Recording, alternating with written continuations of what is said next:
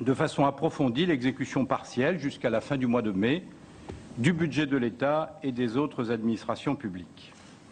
Ce rapport a été élaboré selon les exigences de tous les rapports publics de la juridiction.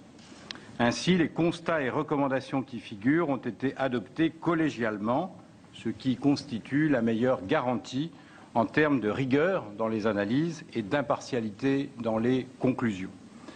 Ensuite, nos principaux constats ont été étayés par une série de réunions de travail avec les ministères, en particulier le ministère des Finances. Des auditions des 4 directions chargées du pilotage des finances publiques ont été organisées. Le rapport a été soumis à la contradiction des administrations concernées, puis a fait l'objet d'une transmission officielle au Premier ministre et aux ministres concernés il y a une dizaine de jours, même si, encore plus officiellement, j'ai remis le rapport définitif ce matin au Premier ministre. Ainsi, le gouvernement a-t-il été en mesure d'analyser ce rapport bien avant ce jour et d'en tirer ses propres conclusions. J'ai autour de moi Raoul Brié, président de Chambre et président de la formation Interchambre, qui a préparé ce rapport. Jean-Marie Bertrand, président de Chambre et rapporteur général de la Cour, et d'ailleurs l'ensemble des présidents de Chambre de la Cour qui sont ici présents. Denis Morin, qui est le rapporteur général de ce rapport, François Ecal, le rapport de synthèse, François Monnier, le contre-rapporteur. De nombreux autres magistrats et rapporteurs ont également contribué à la préparation de ce rapport, en particulier Boris Melmou-Eudes, auditeur, Fabrice Malcor et Louis-Paul Pellet, rapporteur. La France se situe à un moment crucial dans la conduite du redressement de ses finances publiques. Dans ce contexte, la Cour a 3 principaux messages à l'intention des décideurs et des citoyens. La situation financière de notre pays reste manifestement préoccupante, même si le redressement a été engagé en 2011. Le retour à l'équilibre de nos comptes est une absolue nécessité. Il est donc impératif que tout soit mis en œuvre pour respecter la trajectoire de retour à l'équilibre sur laquelle la France est engagée depuis janvier 2010, c'est-à-dire un déficit de 4,4% du PIB en 2012, de 3% en 2013 et un retour à l'équilibre en 2016 ou 2017. Dans le contexte de crise des dettes souveraines en zone euro, de tout premiers résultats positifs ont été observés sur l'année 2011. L'essentiel du chemin reste cependant devant nous. Pour 2012, notre audit montre que le respect de la trajectoire prévue exige sans tarder des mesures correctrices, car plusieurs facteurs nous en éloignent. Une exécution vigilante des dépenses doit permettre de contenir les risques identifiés par la Cour. À l'inverse, les recettes risquent d'être de 6 à 10 milliards d'euros inférieures au niveau requis, en raison notamment d'hypothèses de calcul trop favorables des prévisions de recettes et de la révision à la baisse de la prévision de croissance pour 2012. 2013 est une année cruciale. L'équation budgétaire sera difficile à résoudre, plus difficile qu'envisagé en raison de la dégradation de la conjoncture. L'effort estimé à 33 milliards d'euros, si la croissance économique est de 1%, est cependant nécessaire et réalisable. Il exigera à la fois un freinage sans précédent des dépenses publiques et une hausse des impôts. Il doit impliquer l'ensemble des administrations publiques. Avant tout, je souhaite insister sur l'enjeu que représente pour la France, à ce moment de son histoire, le retour à l'équilibre durable de ses comptes publics. Alors, la Cour le prône régulièrement depuis de nombreuses années sans être, il faut bien le dire, toujours entendu. Il ne s'agit pas là seulement de la manifestation d'un attachement formel à des comptes bien ordonnés. Des enjeux fondamentaux s'y attachent. Par son incapacité à assurer depuis plus de 30 ans l'équilibre des comptes, ne serait-ce qu'une année, même en période de forte croissance, notre pays est entré dans la crise avec une dette trop élevée et des comptes en déficit structurel. Au cours des 10 années qui ont précédé la crise, nos engagements européens de redressement des comptes n'ont quasiment jamais été tenus. Cette incapacité a nui à la crédibilité de la France à l'égard de ses partenaires européens. Au plus fort de la crise, en 2009, le déficit public a atteint le niveau historique de 142 milliards d'euros. La dette a vivement progressé pour atteindre fin 2011 86% du PIB, alors qu'elle était de 64% en 2007, de 46% en 2013. Cette dette de 1 717 milliards d'euros au 31 décembre 2011 représente 62 000 euros par ménage. À ce niveau proche de 90%, et 90% seront d'ailleurs dépassés à la fin de l'année 2012. Le pays est dans une zone dangereuse pour son économie comme pour ses finances publiques. En effet, le risque d'un emballement de la dette ne peut être écarté. La crise des dettes souveraines en Europe montre que ce risque n'est pas théorique. Il se réalise malheureusement pour des États voisins du nôtre et se manifeste par une hausse brutale des taux d'intérêt demandés sur les emprunts publics. De telles situations conduisent les États concernés à des choix économiques et sociaux drastiques qui, en outre, leur sont imposés de l'extérieur.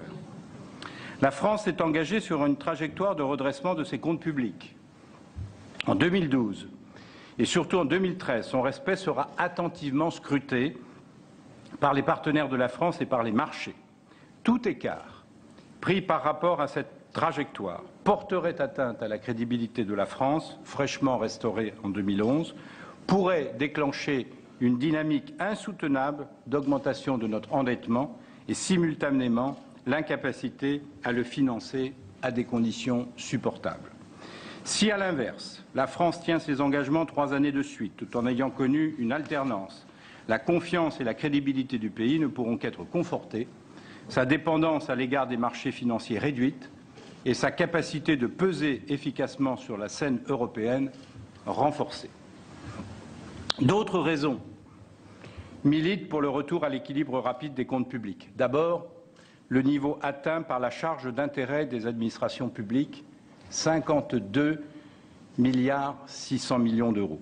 En l'espace d'un an, elle a progressé de 12%. Pour la seule dette de l'État, la charge d'intérêt de 46 milliards d'euros représente le deuxième poste de dépenses dans le budget, soit autant que les budgets cumulés de la défense et de la justice, et se rapproche des dépenses d'enseignement scolaire. Elle prive notre pays d'importantes marges de manœuvre qui lui manquent, particulièrement en période de crise. Plus il tardera à redresser ses comptes, plus ce redressement sera difficile à conduire. Agir a un coût, ne pas agir a un coût encore plus grand parce qu'entre-temps, la dette et la charge d'intérêt auront continué à progresser. Par ailleurs, le niveau de la dette pose une question d'équité entre les générations, car cette dette qui devra être remboursée par les générations à venir correspond pour l'essentiel à des dépenses de fonctionnement dont rien ne justifie que la charge soit transférée sur les générations les plus jeunes. Toutes ces raisons imposent le retour aussi rapide que possible à l'équilibre des comptes. Nous espérons que le message de la Cour soit entendu. L'analyse de la Cour a montré qu'en 2010, les 2/3 du déficit public étaient indépendants de la crise et présentaient un caractère structurel.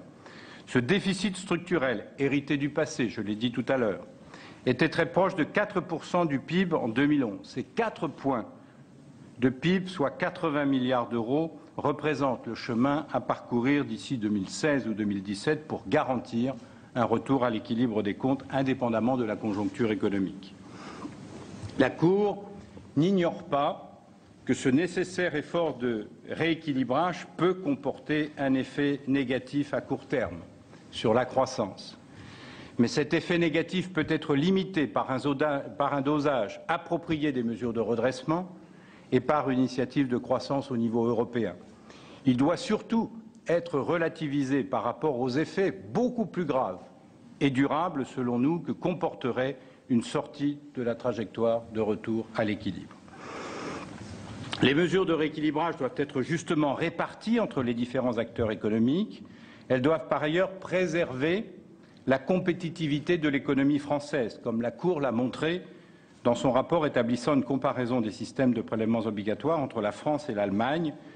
le gouvernement doit s'attacher à réduire simultanément non pas un, mais deux déficits, celui de ses comptes publics et de sa compétitivité. Et réduire l'un n'est pas exclusif de la réduction de l'autre, au contraire. L'année 2011 a représenté une première étape dans le redressement des comptes publics. Le déficit public s'est établi à 5,2% du PIB, soit 103 milliards d'euros. Cette baisse résulte pour plus de 40% de la fin des mesures temporaires comme le plan de relance de 2009 et 2010. Le déficit structurel s'est replié de 0,9 points de PIB, principalement par l'effet de mesures fiscales. Les règles budgétaires, notamment les normes de dépenses s'appliquant au budget de l'État, aux dépenses d'assurance maladie ainsi qu'au transfert de l'État vers les collectivités territoriales, ont été respectées. Les comptes 2011 se situent sur la trajectoire de redressement des comptes. Néanmoins, la France n'a pas rattrapé son retard par rapport aux autres pays européens qui eux-mêmes sont engagés dans la voie de la réduction des déficits, souvent à un rythme plus rapide que la France. Le déficit structurel de 2011 de 4% du PIB se situe au-dessus de la moyenne des autres États membres de la zone euro, qui s'élève à 3,2. Il demeure très supérieur au déficit structurel allemand, qui lui est de 0,8%. Les niveaux de dette français et allemand divergent dorénavant et c'est une évolution nouvelle et inquiétante. En France, la dette continue d'augmenter car le déficit est pratiquement le double de celui qui stabilise la dette. Le rapport de la dette dans la richesse nationale est devenu supérieur à celui de l'Allemagne alors que ce dernier entame son repli. En 2012, la France est engagée en avril dernier à revenir à un déficit de 4,4% du PIB après 5,2% en 2011. La Cour a cherché à apprécier, au regard des informations disponibles à ce stade de l'année, compte non tenu des mesures décidées après le 6 mai 2012, si cet objectif de 4,4% pouvait être tenu. Alors, il ne s'agit pas d'un pronostic sur le solde qui sera atteint en fin d'année, mais d'une analyse des risques qui pèsent sur l'année 2012, compte non tenu, j'insiste, des mesures nouvelles dont le financement devra par ailleurs être assuré. L'analyse de la Cour montre que le respect de la trajectoire pour 2012 est possible, mais suppose des mesures rapides de correction en raison de moins-values probables de recettes. S'agissant en premier lieu des dépenses, les travaux conduits par la Cour ont identifié des risques de dépassement sur certaines dépenses de l'État, notamment les dépenses de personnel et d'opérations extérieures du ministère de la Défense, les dépenses de logement, en particulier l'aide personnalisée au logement, ou les dépenses relatives à l'allocation adulte handicapé et plus largement les dotations pour l'emploi et la solidarité.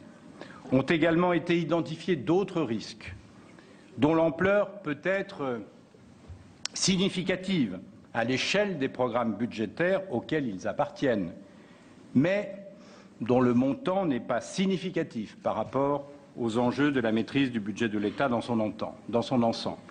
Au total, les risques de dépassement peuvent être estimés à un niveau compris entre 1 et 2 milliards d'euros sur un total de 275 milliards d'euros hors dettes et pensions. Un tel niveau de risque ne se démarque pas de ceux couramment identifiés en cours d'année à l'occasion des exercices précédents. Ces risques, selon nous, doivent être résolus en gestion par le jeu des annulations et des redéploiements de crédits. Si les possibles dépassements ne sont pas d'une ampleur exceptionnelle, il s'applique toutefois un budget particulièrement serré. Une grande vigilance s'impose donc, si l'on veut respecter les normes de dépenses fixées, afin que les dépassements identifiés ne soient pas couverts par des ouvertures de crédit, mais par la mobilisation de la réserve de précaution, dont le montant actuel est de 5 milliards d'euros environ. Ceci rend nécessaire un accroissement de cette réserve de précaution pour permettre le pilotage fin de l'exécution. En matière d'assurance maladie, le Parlement a voté une progression des dépenses d'assurance maladie, ce que l'on appelle l'ONDAM, de 2,5 en 2012. L'ONDAM réalisé en 2011 a été inférieur d'environ 500 millions d'euros par rapport au montant voté. Compte tenu de cet effet de base, la progression réelle de l'ONDAM en 2012 s'élèverait à 2,7% et non de 2,5%. La Cour recommande de viser en exécution une progression de l'ONDAM pour 2012 de 2,5% par rapport aux dépenses effectivement constatées en 2011. La mise en œuvre complète des mesures d'économie engagées ainsi qu'une gestion rigoureuse des gels de crédit dans le secteur hospitalier de l'ordre de 415 millions d'euros devrait permettre d'atteindre cette cible. S'agissant des collectivités territoriales, il n'existe malheureusement aucun outil fiable permettant de suivre en cours d'année l'exécution de leur budget. Les incertitudes portent essentiellement sur leurs dépenses d'investissement. La prévision inscrite dans le programme de stabilité d'avril est plausible, mais il existe un aléa de l'ordre de 0,1 point de PIB qui peut affecter le déficit des administrations publiques dans un sens ou dans l'autre. Concernant les recettes, la Cour a identifié des risques importants de moins-value qui appellent sans tarder des mesures correctrices. Ces risques sont d'une double nature. D'une part, des hypothèses de calcul trop favorables ont été adoptées pour l'évaluation initiale du produit des prélèvements obligatoires de l'ensemble des impôts. Il s'agit notamment des hypothèses d'élasticité, c'est-à-dire des estimations de la façon dont le produit d'un impôt évolue en fonction de la croissance. Elles ont conduit en particulier à surestimer le produit de l'impôt sur les sociétés. À ce stade, il est difficile d'évaluer l'impact de cette surestimation. La Cour la situe dans une fourchette comprise entre 3 et 7 milliards d'euros pour l'ensemble des recettes des administrations publiques. D'autre part, le scénario macroéconomique retenu en avril reposait sur un niveau de croissance de 0,7%, alors en phase avec les prévisions des organismes internationaux. En raison de la dégradation récente de la conjoncture, ce scénario est devenu trop optimiste. Les dernières prévisions de l'INSEE situent le taux de croissance pour 2012 à 0,4%. Ceci réduit mécaniquement les prévisions de recettes de 3 milliards d'euros supplémentaires. Au total, les recettes pourraient donc être inférieures de 6 à 10 milliards d'euros au montant prévu dans le programme de stabilité. Ces estimations encore fragiles pourront être précisées au vu de données relatives aux rentrées fiscales qui devraient être disponibles dans les jours qui viennent, en tout cas dans le courant du mois de juillet. Le respect de l'objectif de déficit public pour 2012 fixé à 4,4 est essentiel, car les efforts à fournir en 2013 sont suffisamment importants pour ne pas prendre de retard en 2012. Face aux risques identifiés, des mesures nouvelles doivent donc être rapidement prises en recettes et en dépenses. Avant d'aborder les enjeux de l'année 2013, je souhaite évoquer un sujet qui aura un impact budgétaire important sur plusieurs exercices. Il s'agit de 2 contentieux perdus par l'État devant les juridictions européennes. L'un portant sur le précompte mobilier et l'autre sur la fiscalité des dividendes versés à des organismes de placement en valeurs mobilières, ce que l'on appelle les OPCVM, non résidents. Sans entrer dans le détail, l'un des deux, le second, n'a pas été intégré dans le budget pour 2012 alors qu'il existait une forte probabilité que le contentieux soit perdu et entraîne des remboursements dès cet exercice. Les conséquences en comptabilité nationale de ces 2 contentieux devraient peser surtout sur les années 2013 à hauteur de 5,75 milliards d'euros et 2014 pour 1,75 milliard d'euros, soit au total 7 milliards et demi d'euros. La Cour regrette que les informations qui avaient conduit en 2011 à provisionner le contentieux au PCVM en comptabilité générale n'aient eu de traduction ni sur les lois de finances pour 2012, ni sur le programme de stabilité. Au total, le respect de l'objectif de déficit de 4,4 du PIB en 2012 suppose donc de compenser, hors contentieux fiscaux, un manque à gagner de recettes de 6 à 10 milliards d'euros. J'en viens maintenant aux perspectives pour l'année 2013 et pour les années suivantes. Même si les incertitudes sont encore nombreuses, la prévision de croissance de 1,75% pour l'année 2013, fixée en avril dernier, paraît aujourd'hui hors de portée. La Cour a quantifié les efforts à accomplir selon 4 scénarios de croissance allant de 0 à 2%. Dans l'hypothèse de 1% de croissance, Afin d'atteindre les 3% de déficit, la marche sera plus haute que les années précédentes. Après 0,9 points de réduction de déficit structurel en 2011, 1,2 points en 2012, il faudra réaliser un effort structurel de 1,6 points en 2013, soit, toujours avec une hypothèse de 1% de croissance, 33 milliards d'euros. Compte non tenu de l'impact budgétaire des contentieux dont j'ai parlé, à hauteur pour 2013 de 5 milliards 750 millions. Si les objectifs sont tenus, la plus grande partie du chemin réalisé depuis 2010 aura été parcourue. Sur les 5 points de PIB à effacer par rapport à 2010, plus de 3,5 l'auront été. C'est dire l'importance pour la crédibilité de notre pays de tenir l'engagement pour 2013. Cet effort peut sembler important, il est cependant de même ampleur que celui que la France a réalisé pour se qualifier pour entrer dans l'Union monétaire en 1997, dans un contexte économique quelque peu différent. Se pose la question du partage de cet effort entre réduction du poids des dépenses publiques et recettes supplémentaires. Le rapport présente plusieurs hypothèses. La Cour a toujours considéré que le levier de la maîtrise des dépenses devait jouer un rôle essentiel. 3 arguments militent en effet pour que dans la conduite du redressement, la priorité soit désormais donnée aux mesures sur la dépense. En premier lieu, la France se caractérise par un niveau de dépenses publiques de 56% du PIB, soit le deuxième des pays de l'OCDE après le Danemark, alors que l'efficience de toutes ces dépenses est loin d'être démontrée. Il est donc possible, selon nous, de faire des économies sans remettre en cause la qualité des services publics et l'ampleur de la redistribution. Deuxièmement, les leçons tirées par l'OCDE des expériences d'autres États tentent à établir qu'une consolidation budgétaire centrée sur la maîtrise des dépenses est la moins défavorable à court terme et la plus porteuse de croissance à moyen terme. Enfin, les efforts structurels réalisés en 2011 et 2012 auront principalement reposé sur les hausses de prélèvements obligatoires. Leur poids par rapport au PIB a atteint le 5e niveau dans l'OCDE. S'ils devaient encore être relevés, leurs conséquences sur la compétitivité déjà dégradée de notre économie devraient être soigneusement pesées.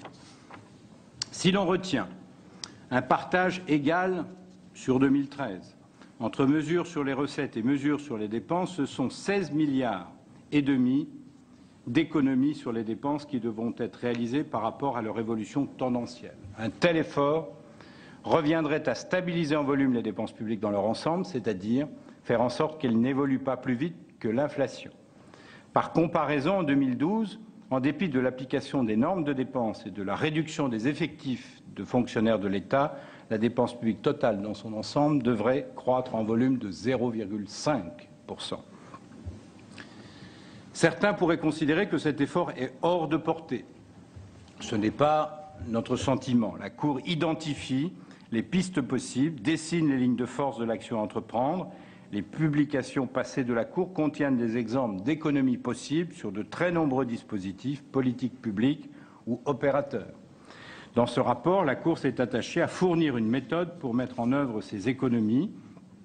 Elle évoque dans le rapport différentes modalités de répartition de cet effort global entre l'État, la sécurité sociale et les collectivités territoriales. Le premier scénario est celui d'une stabilisation en volume de toutes les dépenses des administrations publiques, qui conduirait les administrations de sécurité sociale à fournir un lourd effort, car ce sont leurs dépenses qui affichent des croissances tendancielles les plus fortes. Un autre scénario prévoit de réduire l'effort sur ce secteur, par exemple en laissant croître les dépenses de 1,2% en volume. Dans ce cas, les dépenses de l'État devraient être stabilisées en valeur, ce qui conduirait à un durcissement des normes de dépenses appliquées en 2012. Dans ces scénarios, les dépenses des collectivités territoriales seraient stabilisées en volume.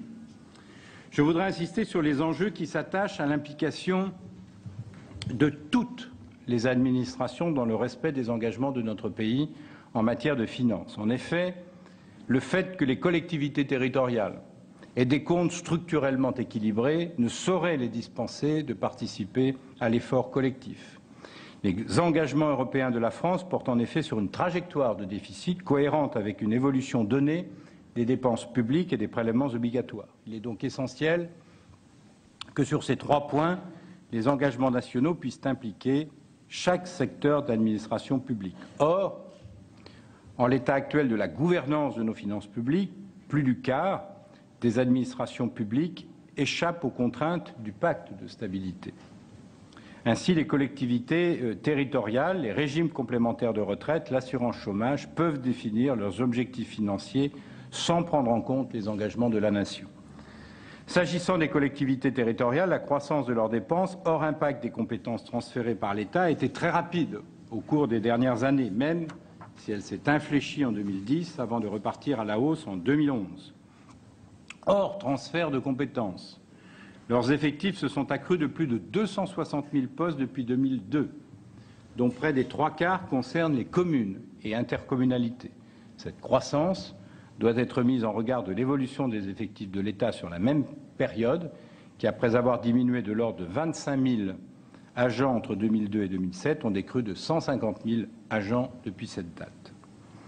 Le seul instrument d'action de l'État à l'égard des collectivités territoriales consiste à freiner l'évolution de ces concours, qui atteignent 100 milliards d'euros et représentent près de la moitié des ressources des collectivités.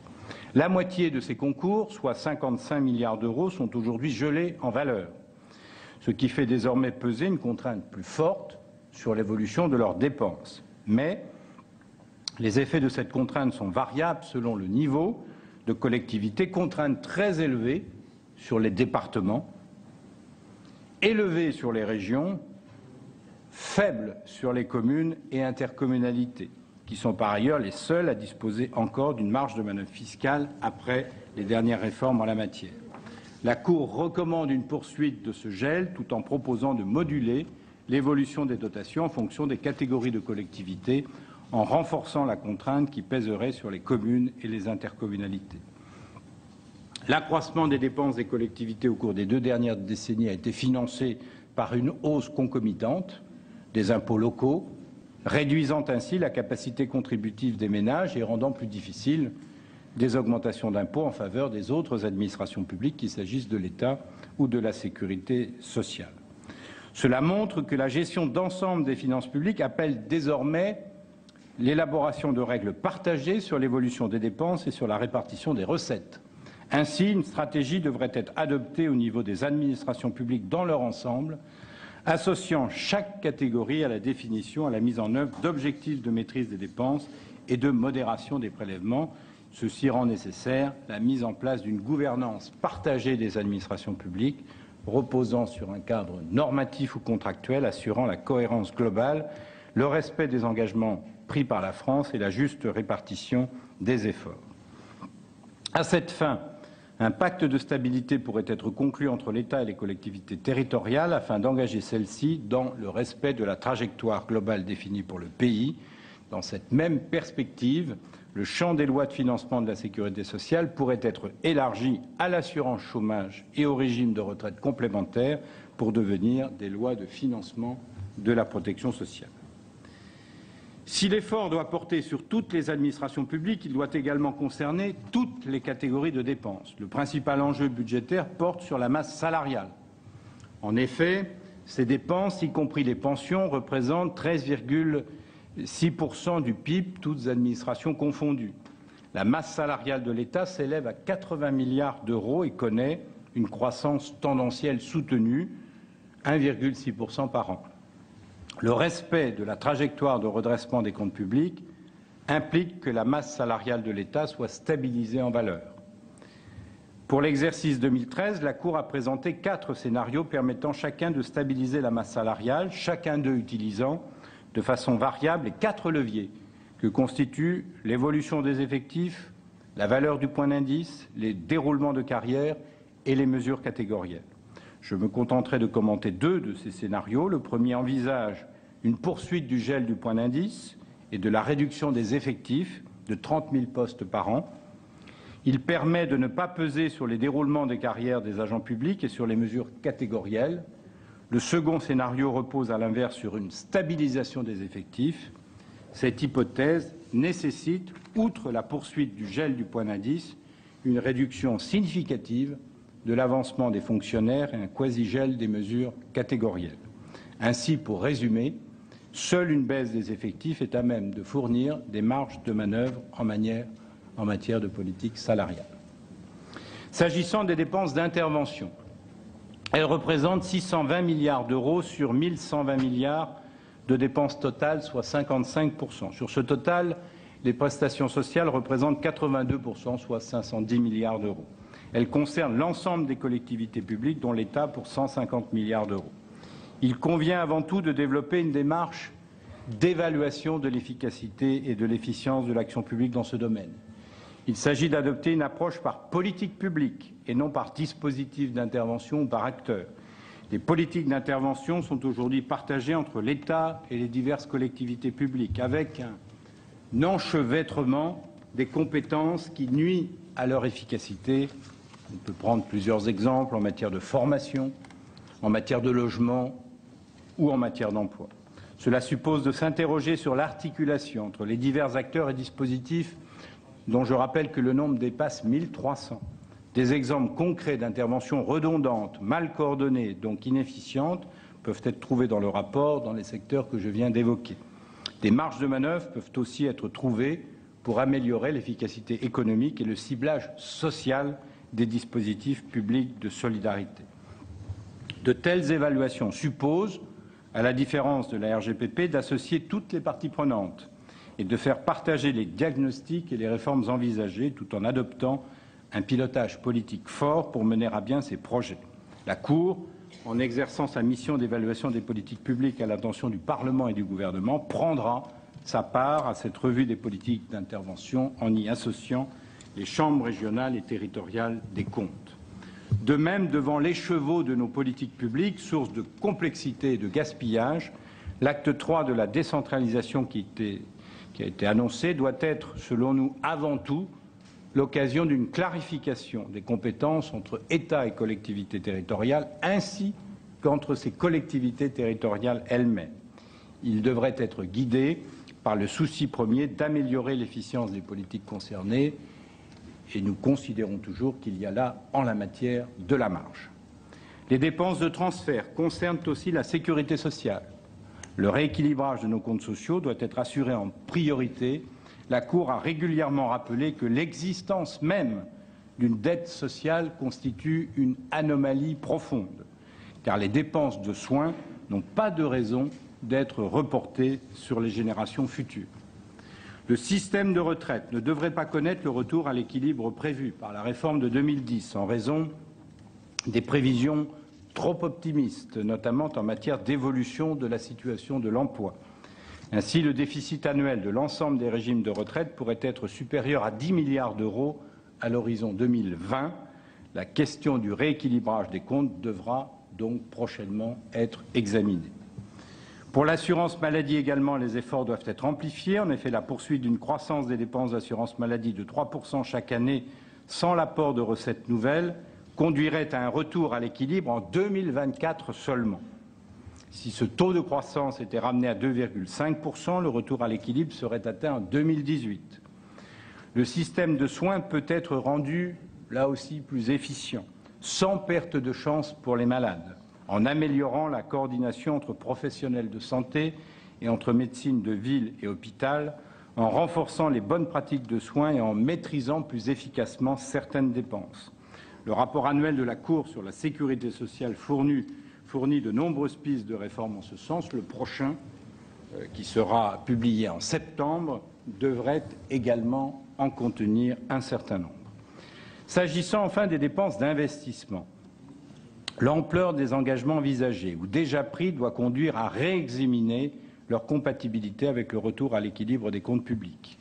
Il importe désormais de mieux choisir les investissements publics pour ne retenir que ceux qui auront fait la preuve de leur utilité, notamment au regard du relèvement de la croissance potentielle de l'économie.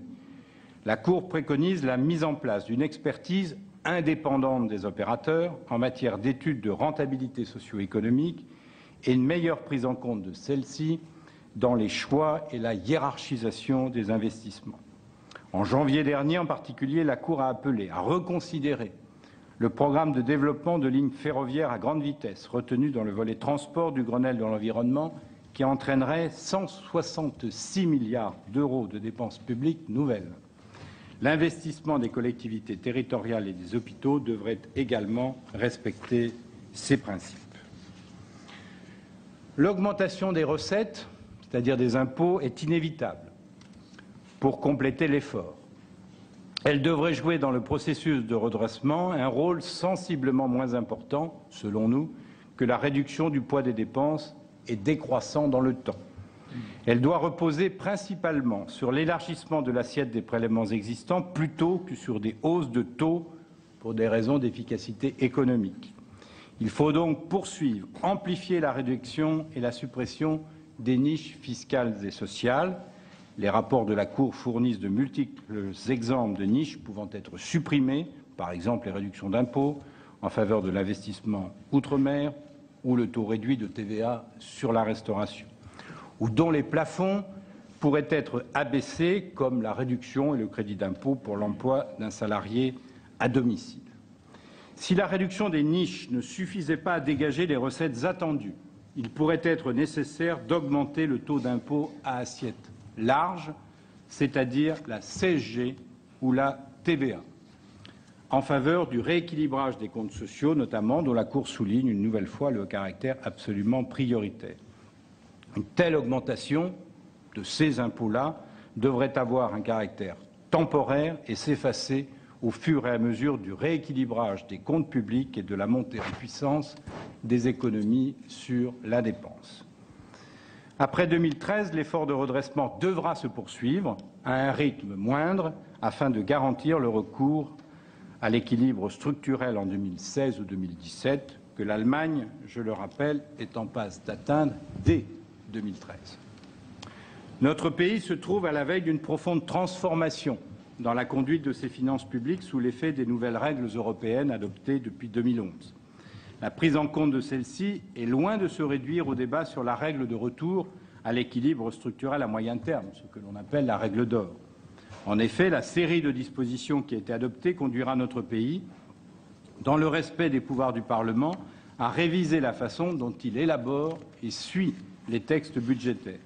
Le respect des engagements pris ainsi qu'une gestion rigoureuse sont essentiels, car, je répète souvent cette phrase de Paul Valéry, la plus grande liberté naît de la plus grande rigueur.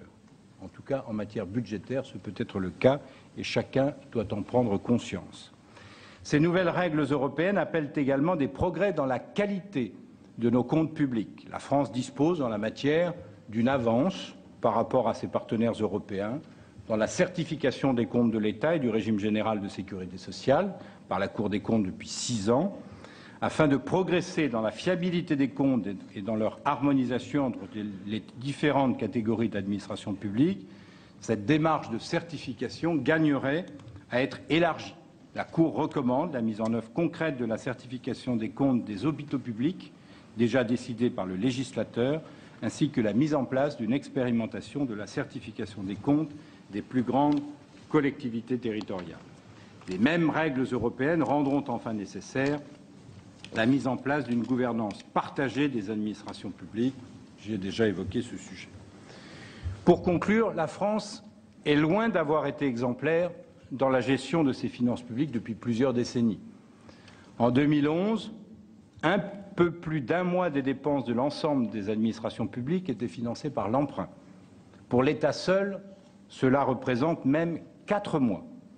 Dans le contexte actuel de crise de la zone euro, afin de sécuriser le financement de l'action publique, d'éviter que le poids de la dette n'étouffe l'économie, de continuer à peser dans le concert européen, de restaurer des marges de manœuvre pour l'action publique et de sauvegarder la cohésion entre générations, la France doit assurer le retour à l'équilibre structurel de ses comptes publics dans les 4 ou 5 prochaines années. La Cour insiste sur l'importance du strict respect de l'objectif de réduction du déficit à 3% en 2013, à juste titre considéré comme une année charnière pour le redressement des comptes publics de la France. La discipline qui exige le respect de cette trajectoire est sévère. Elle suppose une évolution en profondeur des modalités de l'action publique, une gouvernance partagée entre administrations publiques, une application généralisée de normes de dépenses, une réforme en profondeur des méthodes d'allocation des moyens et remise en cause de certaines missions de l'État, revue des politiques d'intervention, clarification des compétences partagées entre l'État et les collectivités territoriales, évaluation indépendante de l'utilité des investissements. Cette discipline implique également des choix difficiles en matière de politique salariale et d'évolution des effectifs dans les fonctions publiques. De même, de nombreux dispositifs qui n'auront pas fait la preuve de leur efficience devront être réduits ou supprimés et des projets d'investissement retardés ou abandonnés. L'objectif de ces réformes doit être expliqué aux citoyens et c'est pourquoi la Cour, tout en fournissant des pistes d'économie précises, insiste sur les méthodes de réforme qui doivent privilégier la pédagogie et la transparence. L'effort structurel prévu en 2013 de l'ordre d'1,5 point de PIB sera certes difficile, il est néanmoins atteignable. Le Fonds monétaire international a identifié dans le monde, entre 1980 et 2009, une trentaine de consolidations budgétaires de cette ampleur. La France l'a fait par le passé. En 2012, l'Italie et l'Espagne devraient réduire leur déficit structurel de près de 3 points, soit un effort double.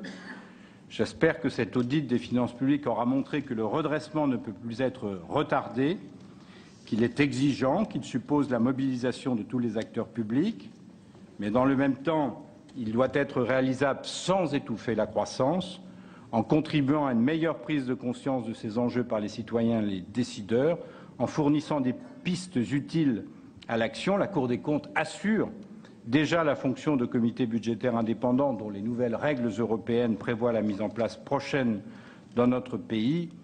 Elle s'exprimera aussi souvent que nécessaire pour jouer pleinement ce rôle de vigilance, d'information et de conseil. Je vous remercie de votre attention et je suis à votre disposition avec les magistrats qui m'entourent pour répondre à vos questions. Monsieur Migaud. Bon.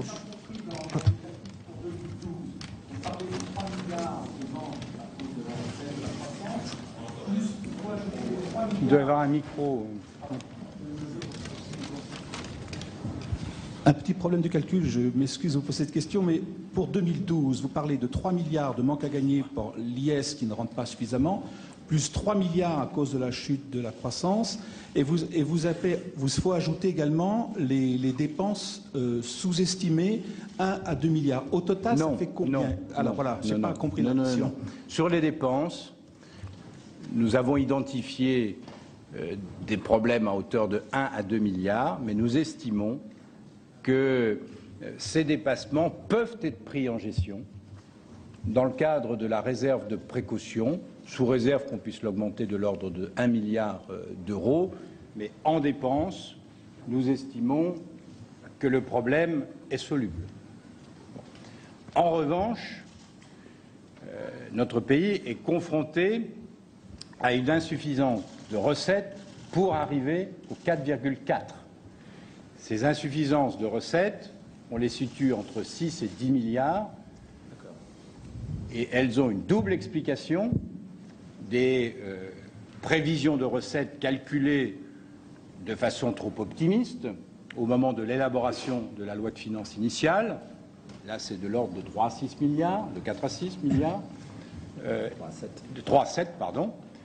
Et puis, la croissance ne sera pas tout à fait au rendez-vous telle qu'elle était prévue au moment notamment de l'envoi du programme de stabilité. Elle devrait être fixée autour de 0,4. Ça représente 3 milliards d'euros supplémentaires. Donc c'est pour ça que l'on dit en dépenses, le gouvernement doit pouvoir en faire son affaire en serrant, en étant extrêmement vigilant, en augmentant la réserve de précaution. En revanche, sur les recettes attendues et non au rendez-vous, il faut prendre des mesures correctrices. Elles doivent être de l'ordre de 6 à 10 milliards d'euros. Excuse-moi, Mathieu Magnodex, Mediapart, ici, là. Voilà. Ah, pardon. Une question simple pour un rapport touffu et compliqué. Est-ce que vous n'êtes pas tout simplement en train de prôner l'austérité pour la France? Le rapport n'est ni touffu ni compliqué. Je vous invite à le lire. Il est au contraire très explicite Je pense avoir été très, très clair. Ce n'est pas ce que nous appelons de l'austérité, c'est une gestion rigoureuse. Ce que nous disons, c'est que certes, l'effort est important, mais s'il n'est pas fait maintenant, l'effort risque d'être plus lourd, plus douloureux encore demain, compte tenu de ce que nous pouvons être confrontés à un emballement de notre dette avec toutes les conséquences que cela peut avoir. Donc nous disons qu'il vaut mieux faire l'effort maintenant plutôt que demain, parce que demain il peut être plus lourd, plus douloureux et surtout imposé de l'extérieur, à la fois par les créanciers et par les partenaires européens. Donc il vaut mieux éviter de se trouver dans cette situation. Donc c'est ni touffu, ni je ne sais plus ce que vous avez dit, mais voilà. On essaie d'être le plus clair et le plus explicite possible. Pardon. Oui, oui, bonjour, Christophe Alix de Libération. En ce qui concerne l'effort à faire sur les recettes, vous évoquez 16,5 milliards de recettes supplémentaires à trouver en 2013. Le gouvernement nous explique, depuis qu'il est arrivé, que ce sont des recettes qu'on ira principalement chercher chez les entreprises et les ménages les plus aisés. Or, il me semble que vous recommandez également, ou vous dites qu'il ne sera pas possible de ne pas en passer par des augmentations d'impôts générales avec des assiettes larges, comme la TVA et la CSG. Ce qui voudrait dire que ce ne seraient pas seulement les Français les plus aisés et les entreprises qui seraient et les grandes entreprises notamment qui seraient en premier lieu mises à contribution, mais également tous les Français. Disons que chacun doit faire un effort. Il appartient à un gouvernement d'apprécier la proportion de cet effort en fonction, je dirais, de la capacité des Français à le fournir. Ce que nous disons, c'est que compte tenu de la situation dans laquelle nous sommes, la maîtrise de la dépense publique, la réduction du poids de la dépense publique ne suffiront pas à redresser la situation de nos comptes publics. Donc il faut également une augmentation des recettes et des prélèvements obligatoires sur 2012. Nous le disons, de l'ordre de 6 à 10 milliards d'euros, également sur 2013. Principalement, il faut poursuivre, amplifier le travail sur les niches fiscales. Il y a des marges encore, les niches fiscales et sociales. Et puis ce que nous disons, c'est que cela peut ne pas suffire et que là, il faut effectivement penser à des impôts à assiette plus large, quitte à bien expliquer à nos concitoyens que cet effort peut être temporaire. Mais effectivement, alors sur la TVA, ça peut prendre diverses formes. Bon, ça peut être tout ce qui touche aux réductions actuelles ciblées. Bon, nous évoquons toujours la TVA restauration. Vous savez, quand nous invitons à des études d'impact préalables à toute décision fiscale, à toute proposition fiscale, nous ajoutons, encore faut-il tenir compte des études d'impact qui peuvent exister. Bon, et là, de ce point de vue-là, la TVA restauration est un formidable contre-exemple. Bon. Et puis, il faut passer au tamis de l'évaluation un certain nombre d'autres niches fiscales dont le rapport coût-efficacité n'est absolument pas probant, de la même façon qu'il faut passer au tamis de l'évaluation aussi beaucoup de politiques publiques dont le rapport coût-efficacité est loin d'être démontré. Donc voilà, nous pensons que sur la dépense, comme sur la recette, à travers un travail exigeant d'évaluation des mesures. Vous en trouvez de nombreux exemples dans le rapport de la Cour, ou bien dans le rapport de l'Inspection générale des finances, qui est sorti récemment, et qui montre que tout cela est possible, sans peser là sur une majorité de Françaises et de Français. Martine de Bloomberg, bonjour. Quelque part dans vos propos, il y a quelque chose de très optimiste parce que vous dites certainement l'effort sur 2013 est difficile, mais après ça va être en diminution. Donc, c'est pas si grave que ça si tout ce qu'il faut dans la vie de la nation est une année d'effort. Ah, si tout ce qu'il faut est fait, effectivement, les objectifs seront atteints et le retour à l'équilibre, si l'effort se poursuit au-delà de 2013, pourra être réalisé en 2016-2017. Bon, le président de la République élu a parlé de 2017, s'agissant d'un équilibre de nos comptes publics. Bon, je pense que l'essentiel, c'est effectivement la trajectoire, avec une année extrêmement importante, charnière, cruciale, sur 2013. Jacques Baquier de la Gazette des Communes. Concernant les collectivités locales, est-ce qu'il vous semble nécessaire d'aller plus loin qu'un gel en valeur de leur dotation?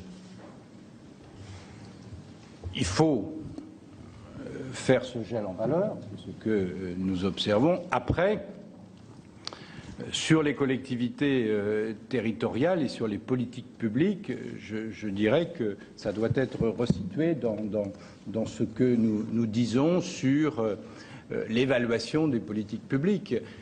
Il faut clarifier les compétences entre l'État et les collectivités territoriales, entre les collectivités territoriales elles-mêmes. Bon, c'est toute la question, je dirais, d'acteurs multiples, foisonnement des acteurs, d'enchevêtrement d'ailleurs des compétences, qui font que l'action publique n'est pas toujours aussi efficace qu'elle devrait l'être. Bon, donc voilà, donc il y a un gel, bien sûr, des dotations de l'État en direction des collectivités territoriales qui doit pouvoir être fait. On peut bien évidemment moduler ce gel. Bon, l'État peut faire en sorte que les départements soient davantage préservés que les régions, les communes et les intercommunalités. Ce que nous disons, c'est que la situation est extrêmement tendue pour les départements, elle est tendue pour les régions, elle l'est beaucoup moins pour les communes et intercommunalités. Donc il faut vraisemblablement cibler. C'est là aussi, c'est un des messages aussi de la Cour, il faut, dans l'action publique, davantage définir les priorités et cibler davantage en fonction des objectifs que l'on se donne. Bon, vous avez trop de dispositifs qui sont en fait des dispositifs qui embrassent trop largement, ce qui fait que les objectifs ne sont pas complètement atteints, parce que la cible a été trop large, et en tout cas beaucoup plus large que celle qui correspondait en fait à l'objectif défini au départ. Vous avez beaucoup de dispositifs qui sont conçus ainsi. Oui. J'ai cru comprendre que le président de la République souhaitait une stabilité globale des effectifs de la fonction publique. Ça n'est pas votre cas. Vous souhaitez effectivement, pour que le gouvernement se donne plus de marge de manœuvre, par ailleurs, qu'il y ait une poursuite de la réduction des effectifs de fonctionnaires. La question n'est pas de savoir ce que souhaite la Cour. La question est de savoir comment maîtriser la masse salariale, compte tenu, en plus de l'importance de cette masse salariale. Ce que nous disons, c'est si le gouvernement veut avoir des marges en matière de politique salariale, ça passe, dans le contexte actuel de nos finances publiques, par une réduction globale des effectifs. Bon. En revanche, s'il y a stabilisation des effectifs, ce que nous observons, c'est que, du coup, les marges de manœuvre de politique salariale sont quasi nulles. Bon, et ça implique le gel du point d'indice et puis également d'autres gels, notamment sur les rémunérations accessoires ou sur le déroulement des carrières des agents. Donc voilà, donc il y a des choix, effectivement, qui doivent être faits, et qui relèvent là de la responsabilité du gouvernement. Nous essayons de lui mettre sur la table, je dirais, toutes les options possibles. Quelqu'un veut compléter sur ce point-là, Raoul Brunet? Non, juste pour illustrer ce tableau, vous trouverez dans le rapport à la page 137 les différents scénarios, puisqu'on a raisonné en scénario, en essayant de voir à quelles conditions on pouvait parvenir à une stabilisation de la masse salariale en jouant de façon variable des 4 leviers que sont l'évolution des effectifs, l'évolution de la valeur du point, les déroulements de carrière et les mesures catégorielles. Donc il y a différentes manières de résoudre l'équation, mais ce qui est clair, c'est qu'on ne peut pas à la fois avoir, je dirais, des effectifs stabilisés et des marges significatives en matière de politique salariale. Ce qui est dit et mentionné pour les effectifs de l'État vaut de façon plus générale pour les effectifs également des administrations publiques, puisque comme le Premier Président l'a rappelé tout à l'heure, on voit bien que sur longue période, il y a eu une dynamique très forte de l'emploi public du côté des collectivités territoriales et parallèlement, et notamment dans les 5 dernières années, une diminution significative de ces effectifs côté État. Et je rappelle que la politique salariale, et notamment la valeur du point pour l'essentiel, c'est une mesure ou une politique qui vaut pour les effectifs de l'ensemble des administrations, qu'il s'agisse de l'État, des collectivités territoriales, aussi de la fonction publique hospitalière, qui, elle, est concernée par la régulation de la dépense via l'ONDAM.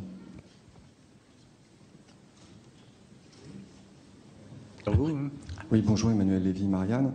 Une petite précision d'abord, avec plaisir. Une demande de précision. Vous avez un message personnel? Non. La précision, c'est sur la demande de hausse de la TVA ou de la CSG. Vous parliez d'affecter ça aux organismes de sécurité sociale. Est-ce un plaidoyer pour la TVA sociale? Et la question, c'est pour 2013, vous demandez, enfin vous avez calculé 33 milliards de demandes pour atteindre les 3% de déficit. Est-ce à dire qu'il n'y avait rien qui était prévu et qui était dans les tuyaux dans les lois de finances précédentes? Il n'y avait aucun effort. C'était une polémique qui était née entre M. Cahuzac notamment et le candidat de l'UMP. Pour répondre très précisément à vos questions, on a évoqué la CSG, on a évoqué la TVA. La CSG, c'est pour la sécurité sociale et nous estimons qu'il y a urgence à résoudre la question du déficit des comptes sociaux. Une fois de plus, je répète qu'un déficit des comptes sociaux est une anomalie. Ce sont des dépenses courantes qui n'ont absolument pas à être financées par les générations futures. Donc nous avons beaucoup insisté sur ce point. La TVA va davantage à l'État. Bon, et ça peut aider, bien évidemment, pour réduire les déficits. Nous ne préconisons pas, c'est pas l'objet du rapport, ce que vous appelez la TVA sociale. Là, nous disons tout simplement que s'il faut une recette supplémentaire, la TVA peut en être une, compte tenu de ce qu'elle a une assiette large et qu'elle est obligatoirement à haut rendement. Bon, c'est pour ça que nous disons qu'elle peut être utilisée, quitte à ce qu'elle soit utilisée de façon temporaire si un problème de recette demeure pour atteindre l'objectif de 3% en 2013. Bon, voilà ce que nous disons. Donc, nous n'avons pas à prendre parti sur TVA sociale ou pas. Bon, là, nous raisonnons, nous, strictement TVA. Ce que nous avons pu observer dans le cadre du travail que nous avons fait sur la comparaison des systèmes fiscaux entre la France et l'Allemagne, c'est que pesait sur un certain nombre, enfin sur nos entreprises, des prélèvements sur le travail qui finançaient des politiques, je pense à la politique familiale, je pense à la politique du logement, on pourrait penser aussi à la formation professionnelle, quoique, bon là, ça peut se justifier davantage, bon, qui pouvaient être financés par des prélèvements ne pesant pas sur le travail et sur la compétitivité des entreprises. Bon, ça, je dirais que c'est un discours connu de la part de la Cour. Oui, Yvan Bess, La Tribune. Ah pardon, vas-y. Bon, Cécile Crozel, Le Figaro. Vous préconisez une maîtrise des dépenses d'intervention. Dedans, il y a beaucoup de dépenses sociales, allocation adulte handicapé, allocation logement. Est-ce qu'il faut revoir les critères d'attribution de ces allocations et engager une action là-dessus? Sûrement un travail à conduire là-dessus en fonction des priorités, en fonction des cibles aussi qui doivent être arrêtées. Je vous renvoie à la lecture d'un certain nombre de rapports de la Cour sur notamment l'exécution des lois de financement de la sécurité sociale, où on constate que parfois les publics visés sont larges au regard de l'objectif fixé. Donc il y a sûrement un travail qu'il faut faire. Il faut passer.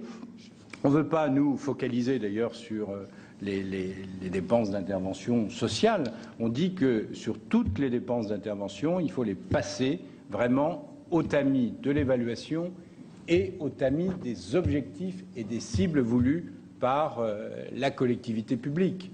Bon. Et savoir si les dispositifs sont en fait bien adaptés, s'ils ne sont pas plus larges qu'on pouvait le penser par rapport aux cibles justement à définir. Bon, donc voilà, il y a tout un travail qu'il nous apparaît nécessaire de faire, et pour le moment, ce travail n'a pas été fait. Voilà.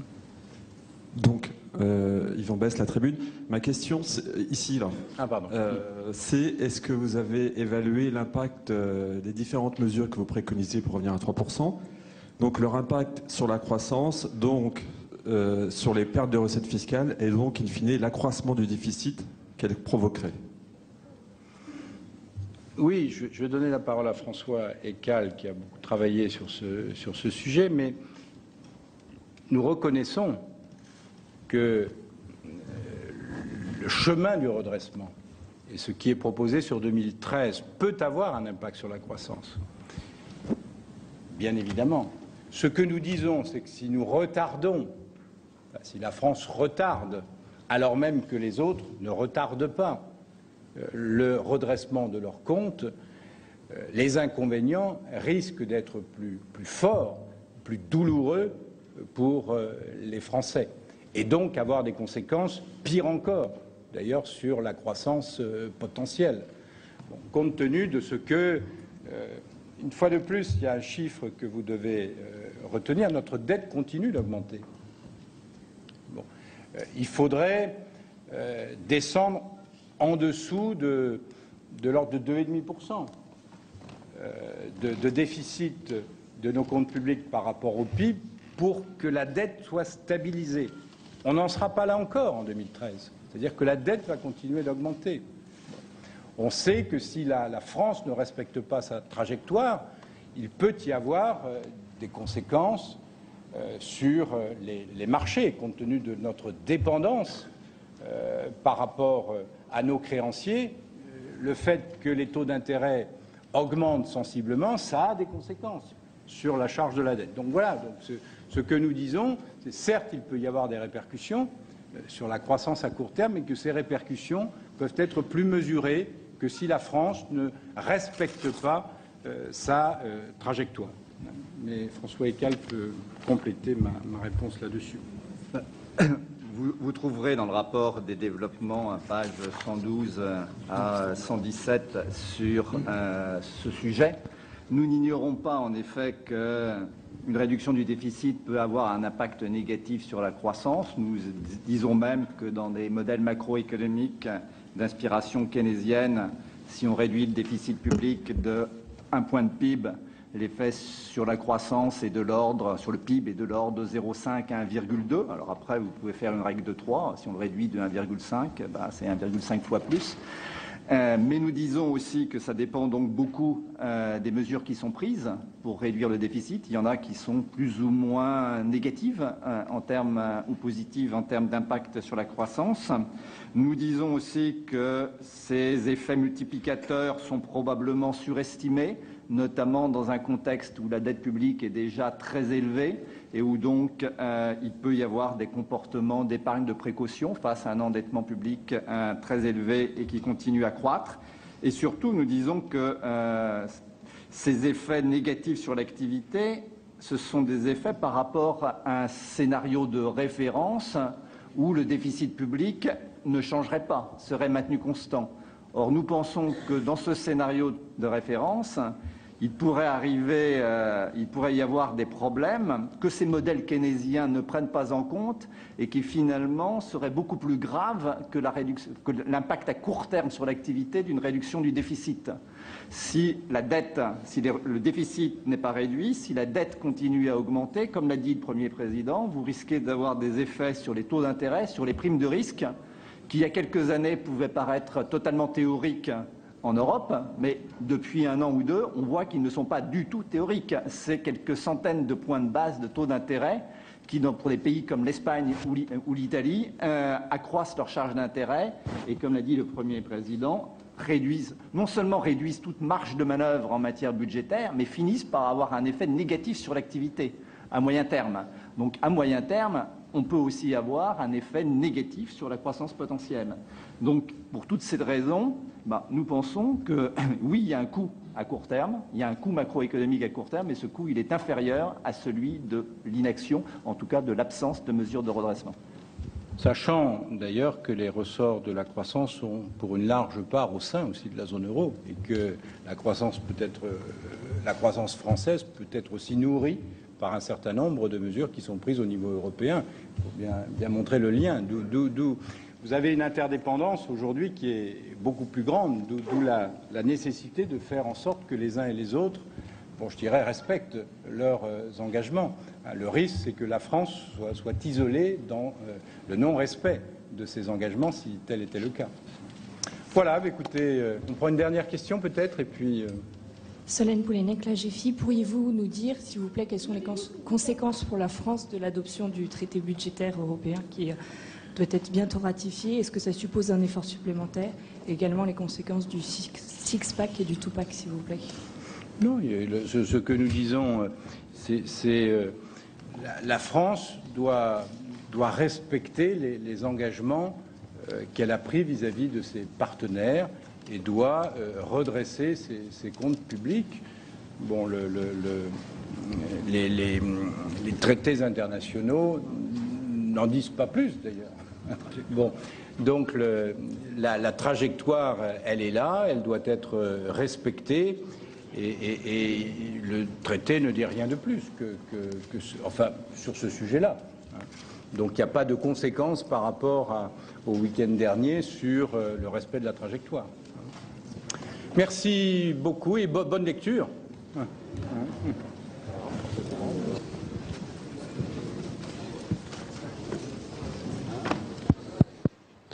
Voilà, vous venez de suivre en direct cette conférence de presse du président de la Cour des comptes concernant la situation et les prévisions économiques et financières, le rapport et l'audit, bien entendu, attendu par le Premier ministre et par François Hollande. Nous sommes tout de suite avec le président qui va nous rejoindre dans quelques instants, le président Didier Migaud qui va prendre place à mes côtés. On va lui donner un micro. Monsieur Migaud, si vous voulez bien vous installer.